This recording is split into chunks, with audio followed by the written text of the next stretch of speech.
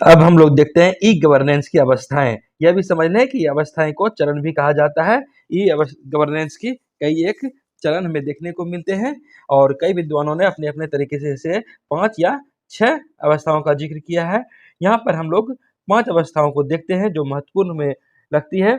इसे पहला अवस्था होता है साधारण सूचना प्रसारण, दूसरा दो तरफा संचार, तीसरा सेवा और वित्तीय क्रियाकलाप, चौथा एकीकरण, पांचवा राजनीतिक सहभागिता। अब हम यहाँ पर साधारण सूचना प्रसारण को देखते हैं तो यह एक तरफा संचार भी कहलाता है, अर्थात इसमें जो यह एक बुनियादी स्वरूप है सूचना प्रसारण का। यह केवल सूचना प्रसारण के लिए प्रयुक्त किया जाता है और इसे एक तरफा संचार कहा जाता है। उदाहरण के स्वरूप में हम यह समझ सकते हैं कि ई गवर्नेंस के पहले दौर में जैसे कि कंप्यूटर पे समस्त सूचनाएं लोड की गई, उसके बाद वेबसाइट बनाया गया। वेबसाइट में आम पब्लिक सरकार के वेबसाइट को देखती है और उसकी सूचना को सिर्फ ग्रहण करती है। वह वन वे कम्युनिकेशन होता है, एक तरफा संचार होता है। पब्लिक वहां पर कोई प्रतिक्रिया नहीं दे सकती उस वेबसाइट में, उससे सिर्फ सूचना प्राप्त करती है। तो ई गवर्नेंस के पहले दौर में यही हुआ, सरकार ने सूचना दिया या किसी वेबसाइट पर हम जैसे देखते हैं वहां पर रिप्लाई करने का जब ऑप्शन नहीं रहता है हमें मेरे पास, सिर्फ हम देख सकते हैं उसको, तो वह हुआ एक तरफा संचार। वो जो बोल रही है हम सुन रहे हैं या वो जो दिखा रहे हैं हम देख रहे हैं, बस।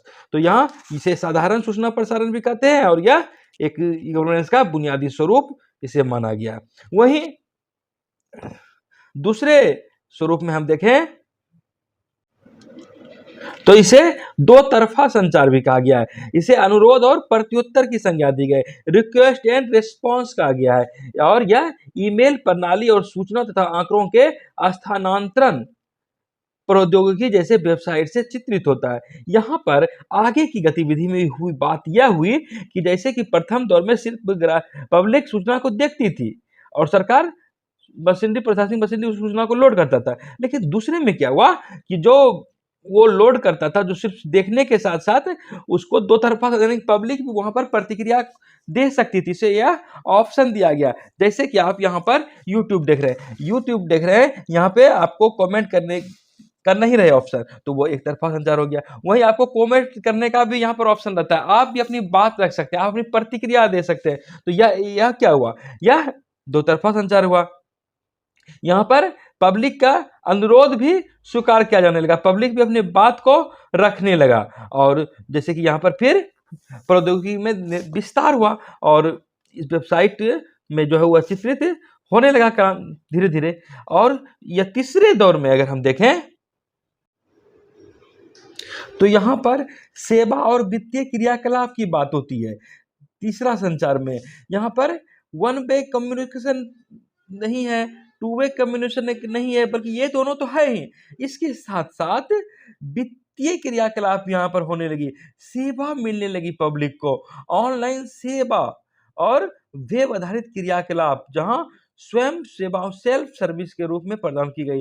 जैसे यहाँ आप कोई फॉर्म भरने लगते हैं, परीक्षा का फॉर्म भरते हैं, तो यहाँ पर आप वन वे भी करते हैं, टू वे करते हैं और यहाँ पर सेवा भी आपको मिल जाता है। और साथ साथ यहाँ पर क्या हुआ, वित्तीय क्रियाकलाप हुआ, आप यहाँ पर कुछ पैसे भी भर सकते हैं, जैसे कि पैसे के आदान प्रदान कर सकते हैं। यहाँ पर आप ऑनलाइन फॉर्म भरते हैं, वहाँ पर पैसे जमा करते हैं, आप शुल्क जमा करते हैं, एलआईसी में पैसे जमा कर सकते हैं। तो इस तरह या कोई शुल्क है सरकारी काम का, आप बिजली बिल इससे भर सकते हैं। तो यहाँ पर तीसरे दौर में, तीसरे चरण में, ई गवर्नेंस के तीसरे चरण में यहाँ पर लोगों को वित्तीय क्रियाकलाप की भी सुविधा मिली। और ई गवर्नेंस के चौथे चरण में हम देखें तो यहाँ पर एकीकरण की बात होती है, इंटीग्रेशन की बात होती है। और यह इंटीग्रेशन कैसा, तो इंटीग्रेशन ऊर्ध्वाधर भी और क्षैतिज भी, वर्टिकल और हॉरिजॉन्टल दोनों प्रकार का एकीकरण की बात हुई।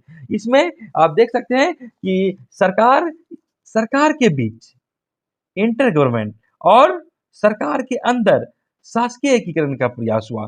जैसे आप इसे इस रूप में समझ सकते हैं कि सरकार के बीच और फिर सरकार के अंदर, और ये वर्टिकल और हॉरिजॉन्टल दोनों तरफ से हुआ। जैसे कि आप देख सकते हैं कि गांव का प्रशासन है, पंचायती राज, इसे कंप्यूटरीकृत किया, तमाम सुविधाएं दी गई, इसके ऊपर ब्लॉक का स्तर है। तो वो उसके नियंत्रण में आया। वहाँ भी कंप्यूटर, वहाँ भी ऑनलाइन, इसका काम यहाँ फाइल यहाँ बनेगा, इससे यहाँ निर्देश दिया जाने लगा। इसके ऊपर हम जाते हैं जिला द्वारा जो सुविधा भेजी जाती है वो ब्लॉक, ब्लॉक से पंचायत, ये होने लगी। और उसके बाद देखते हैं राज्य से जो सुविधा दी जाने लगी, तो वह क्रमशः यही हुआ वर्टिकल, यानी कि ऊपर की ओर ऊर्ध्वाधर। यहाँ पर एकीकरण किया गया, गांव के लेवल को ब्लॉक से जोड़ा गया, ब्लॉक को जिला से, जिला को राज्य से। हालांकि ये ऊपर से आया, राज्य को पहले जिला से सूचना, राज्य द्वारा पहले जिला को सूचना दिया गया, जिला से प्रखंड तक, प्रखंड से पंचायत तक। या इस तरह अपने विभाग में एक वर्टिकल यहाँ पर एकीकरण किया गया। वहीं यह एकीकरण ऑनलाइन के माध्यम से, तमाम ई माध्यम से, तमाम ई प्रौद्योगिकी के माध्यम से, वहीं आप देखते हैं कि जैसे कि वीसी होता है, वीडियो कॉन्फ्रेंस होता है, कोई बड़े पदाधिकारी अपने अधीनस्थ से लेते हैं, तो वहाँ पर इस तरह की बात होती है। उसके बाद वो अपने अधीनस्थ से ले सकते हैं वहाँ पर वीसी। और उसके बाद एक एकीकरण हुआ ऊर्ध्वाधर, दूसरा क्षैतिज स्तर पर भी हुआ। क्षैतिज स्तर पर क्या हुआ कि जैसे कि एक पंचायत है, दूसरा पंचायत है, तीसरा पंचायत है, चौथा पंचायत है, पांचवा पंचायत, तो सबको एक दूसरे से कनेक्ट कर दिया गया, सारे सूचनाओं को। ब्लॉक स्तर पर है, एक प्रखंड में, एक जिले में यदि 10 ब्लॉक है मान लीजिए, तो 10 ब्लॉक को आपस में फिर जोड़ दिया गया। तो कोई तरह की बात होती है, सारे सूचना सारा जगह चला गया।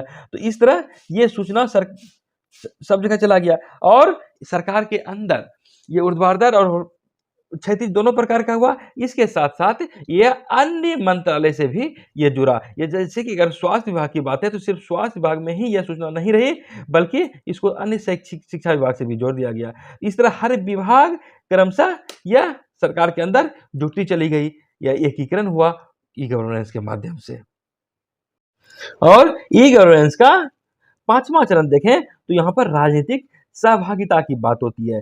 हमने 1 वे कम्युनिकेशन कर लिया, 2 वे कर लिया, 3 वे कर लिया, 4 वे हो गया। हर स्तर पर इलेक्ट्रॉनिक शासन व्यवस्था कार्यरत है। अब 5वें अवस्था में राजनीतिक सहभागिता होती है, पॉलिटिकल पार्टिसिपेशन की बात होती है। यहाँ पर हम देखते हैं कि लोकतांत्रिक देश होने के नाते लोगों को अधिकार है, लोगों को सहभागिता का भावना है, लोगों को लगता है कि मेरा देश है। इसीलिए यहाँ पर आप देखते हैं कि अब सूचना का अधिकार दिया गया कि लोग को जो जितना भी काम सरकार में की जाती है, ठीक है, आप भी देख सकते हैं। यहाँ पर सहभागिता बढ़ी कि क्या-क्या काम हो रहा है। आपको निरीक्षण करने का अधिकार दिया गया, आपको जानने का अधिकार दिया गया। इसके साथ-साथ जैसे कि वोटिंग में हम देखते हैं, तो ईवीएम, पहले बैलेट बॉक्स से वोटिंग होता था, उसके बाद ईवीएम से होने लगा, इलेक्ट्रॉनिक वोटिंग मशीन से। इसके माध्यम से सरल, सहज, तुरंत परिणाम आ जाता है। तो पहले की पारंपरिक प्रक्रिया की ध्रुव प्रणाली से दूर किया गया। और इसके साथ-साथ अगले चरण में ऑनलाइन वोटिंग की प्रक्रिया आप देख सकते हैं कि वहाँ पर आप कहीं दूर में ही हैं, तो आप दूर से ही वोटिंग कर सकते हैं, आपके संबंधित निर्वाचन क्षेत्र में वो चले जाएँ। तो इस तरह की बातें, ऑनलाइन पब्लिक फोरम की बात होने लगी, लोग अपना राय देने लगे, सर्वेक्षण, इससे सरकार में अधिक पारदर्शिता दिखती है, अधिक प्रत्यक्ष यहाँ पर लोग सहभागिता निभाते हैं। और एक तरह से कहें तो व्यापक अंतःक्रिया का बोध होता है।